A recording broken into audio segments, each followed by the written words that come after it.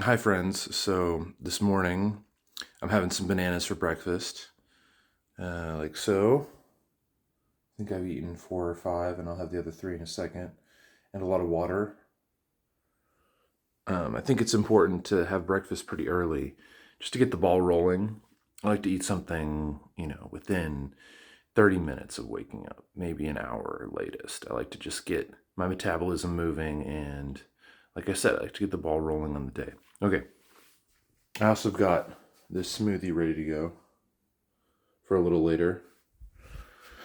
So today's gonna be certified bananas. Anyway, I today I want to talk about and reflect upon the concept of unity. I recently had a conversation with someone that reminded me of the importance of this topic, how powerful understanding unity or contemplating unity is when it comes to demystifying or not being swept in by the messaging of society, by people's advertisements and argumentation. And so here we go. Do, do, do, do, do, do, do, do. Wait a minute, I'm probably backwards, but that'll have to do. How are we doing, folks? Sick. Okay, cool. Hopefully this is legible to a degree. Okay, so the concept of unity, right? Unity. Unity. Unity is a state where it's a state of order. The opposite of order is confusion, chaos.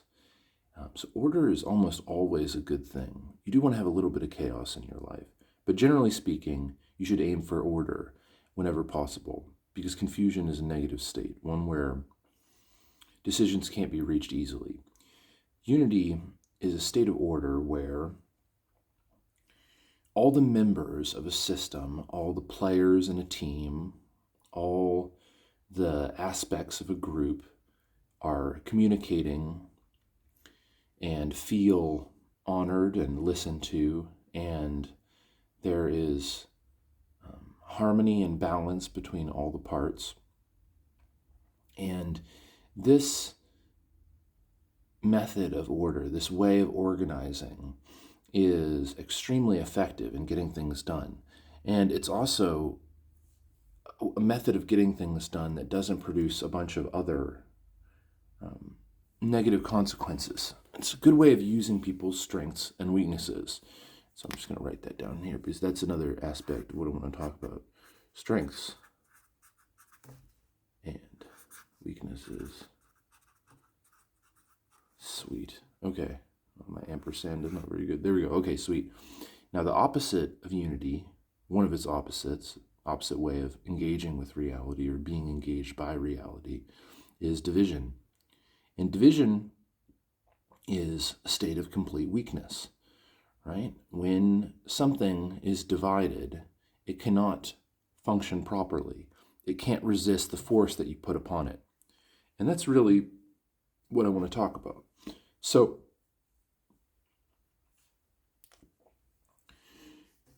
I'll give you an example that I think is really simple but extremely accurate. So imagine this is a soccer field, right? So you got a goal on one side and you have a goal on the other side. And let's say we're on a soccer team. So on a soccer team, you get 11 people on the field at one time, master number A. Okay, so maybe you have, well, first of all, you're going to have a goalie, right? Then let's just do something real classic. So I'm not a big sports person, but again, you'll see how this is a perfect example of how unity is so effective. Okay, so then you probably have, I don't know, 4 defenders, let's say. And then maybe you'll get 3 midfield people. Boom. Maybe this guy's a little forward, usually, something like that. Just stand in line, usually. Okay. And then you'll probably have 4, well, you'll have to have 4, because you only get 11 people. You'll get 3, rather, forward people. All right. So, and again, I'm not like trying to talk about soccer here. I'm trying to talk about unity. So I'm going to keep this really simple. But generally, these three people right here, these forward people, are young guns or extremely fast running people. They've got an incredible fitness. And of course, they're able to strike the ball with incredible speed and accuracy because their chief goal, their chief role in the team is to score goals, right? So these people right here are going to be your fastest runners, your most aggressive players. Often they're in their early 20s, at the height of their athletic prowess, right? Then these people in the midfield, they could potentially score goals, but that's not really their goal. That's not really their function in the team. Their function instead is to move the ball from areas in this part of the field to the strikers so the strikers can then attack and win and score, etc., right? Because that's what they're trying to do. Soccer is about scoring goals, after all. So these three people often have incredible fitness in the sense that they have the ability to run forever. What's the word I'm looking for? Endurance. There we go. Yeah. So whereas these people might have the highest output, these people often have a lot of endurance, and also they have to understand the game really, really well. They have a lot of psychological qualities, like knowing where the ball is at all time, being very focused. Because if the midfielders are not able to perform their function, then the rest of the team is kind of cut off from itself. It's like you have a head here, and you've got the tail, the body, the lower body here. And without this center portion, there's really no communication happening between both sides. All right, and then of course you've got your defenders back here. Often the defenders are larger people who are able to play very physically on the ball. And it's not exactly, being fast is always a good quality, but it's more about being able to play physically on the ball and being able to orchestrate the rest of the team. You got like Lampard style and stuff, where sometimes your captains will be back here. Captain can be anywhere. I imagine it's different for different teams. And of course, you've got the goalie, who the goalie has a very, very specific skill set. Typically, goalie is just a particular kind of person, often a very field marshal character as well. But the point's probably obvious that this group of people have one set of skills, and those skills are not just abilities that they've honed, but they're also physical attributes like a type of body, an age, a genotype that is able to accomplish a specific goal. Then these guys have more of a different set of skills. Sometimes midfielders could play in the forward and vice versa, but often you have a specific type of person that you want to run in each of these systems, in each of these roles, right? And then again, these type of people are different. Your forward people are not your defenders. They're different in a lot of different ways. And same with the goalie, right? So unity, what does this have to do with unity? Well, it's probably obvious, but this is when a soccer team is playing perfectly and is just crushing it, it's because each of these groups of people are playing their role perfectly. They're assigned well, and it's not these people crushing it and then these other people dropping the ball literally. Everything has to be functioning perfectly, has to be balanced. And that's really, when a soccer team is able to function like that, they're pretty much unbeatable. It's just so hard to get everything functioning in unity. But that's one very simple example of how unity works. Now, today in our society, most of messaging, whether it's like political messaging or if you're watching like commercials online, and they really, really push this division. They really push these divisive messaging. And the reason is that if they can divide your consciousness, then they can get you to feel like you're lacking something and you need something. And of course, the commercial tells you exactly what you need. It's the product for which the commercial is created. And I mean, in political conversation, it's just really obvious. You take any political debate or topic, and you'll see that it's always, well, here's another great example. So, if you take any political concept, imagine that this is being pro a certain issue, like pro-abortion, pro-gay marriage, pro-illegal immigration, whatever you want, doesn't matter at all. And then you take this, the anti-abortion, immigration, whatever. Again, it doesn't matter at all. I gotta get 2 of these actually for the example. So here's pro, here's negative, anti, against. So with the messaging, with like abortion, you'll say like, this is pro-life. And then this side will say, we're pro-choice. And then they'll say, which of course means that the other side is anti-choice, and that this side is saying that the other side is anti-life, right? Now, what the messaging will try to get you to believe is that there's a bunch of people right here who are pro the concept, doesn't really matter, and there's really no one in the middle, and there's a whole bunch of people over here on the anti-side, like that. This line right here would be representing how many people, and this would be representing how pro are you and how anti are you. Any topic, again, it doesn't matter at all.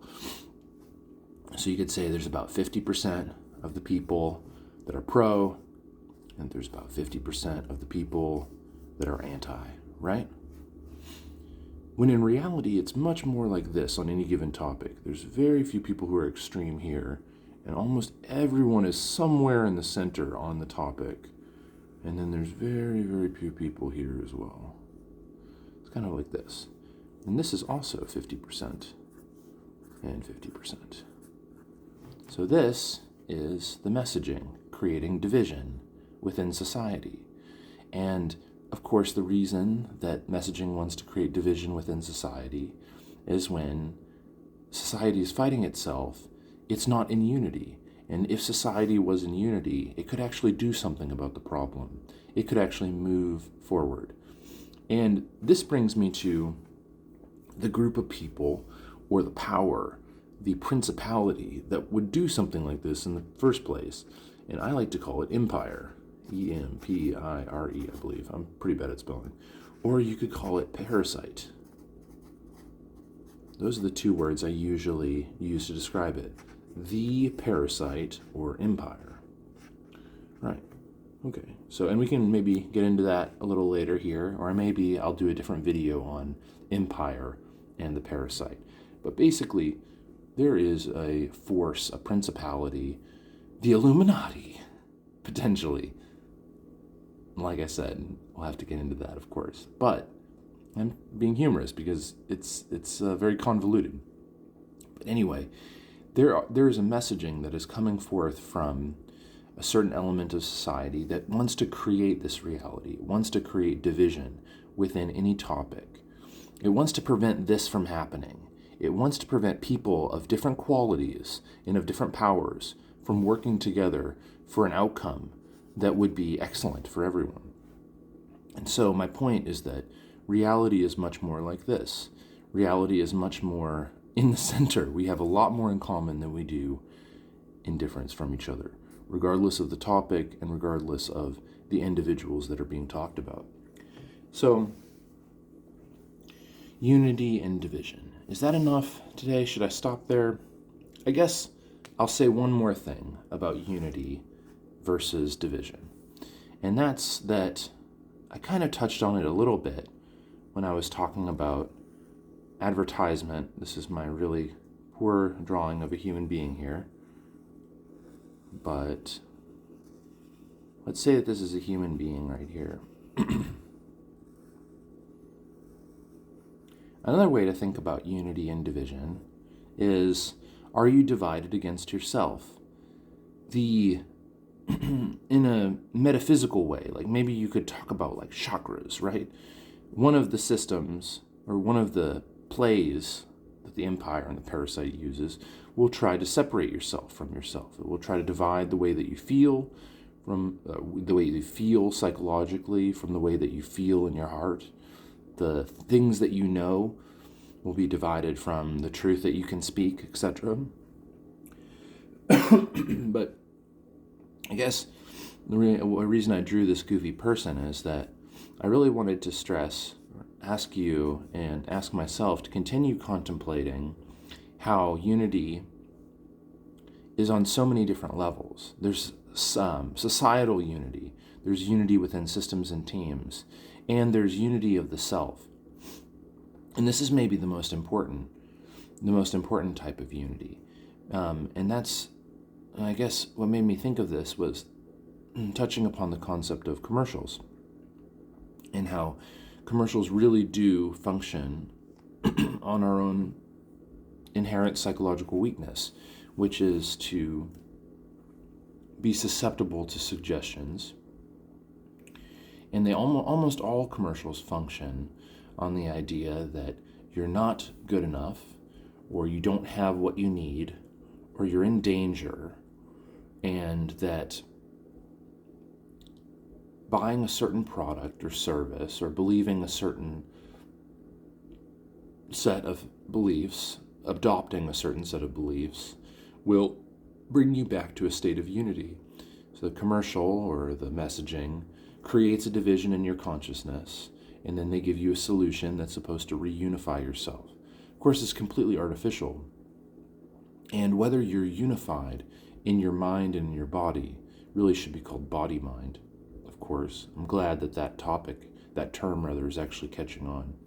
But really, the only one who can unify the body and mind is yourself. And it's a certain way of approaching reality. And there are, of course, practices to do it. All right, so I think that's enough for now.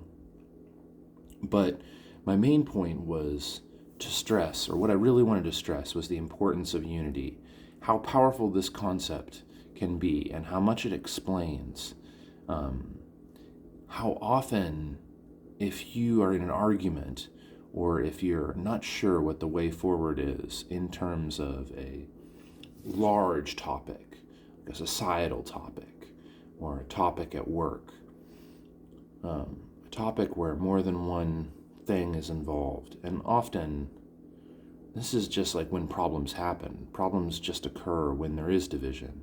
Unity is really, really powerful in those situations. Anyway, hope you guys are having a great day.